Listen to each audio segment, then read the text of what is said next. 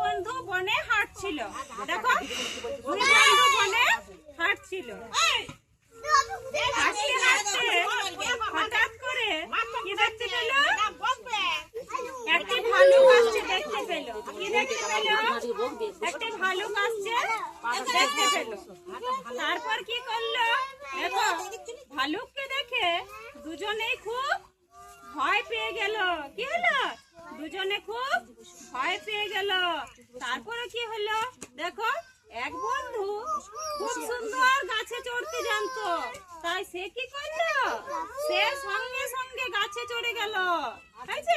সঙ্গে সঙ্গে গাছে চড়ে গেল, কিন্তু অন্য বন্ধুর কথা একবারও ভাবলো না যে সে কি করবে।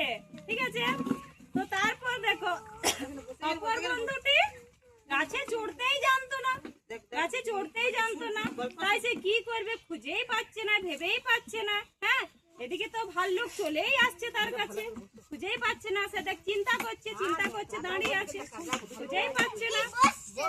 তারপর তার মাথায় এক বুদ্ধি এলো যে ভালুক তো মরা মানুষকে ছয় না, তাই সে কি করলো? দেখ, মরার মতো ভান করে কোথায় না, ওই যে যেখানে ছিল মাঠের মধ্যে জঙ্গলের ভিতরে যে ফাঁকা জায়গাটা ছিল, সেখানে সে মরার মতো হয়ে শুয়ে পড়লো। আচ্ছা, শুয়ে দিল। শুয়ে দেওয়ার পর ভাল্লুক এলো। ভাল্লুক এসে কি করলো? ভাল্লুক এসে তাকে শুঁকতে লাগলো।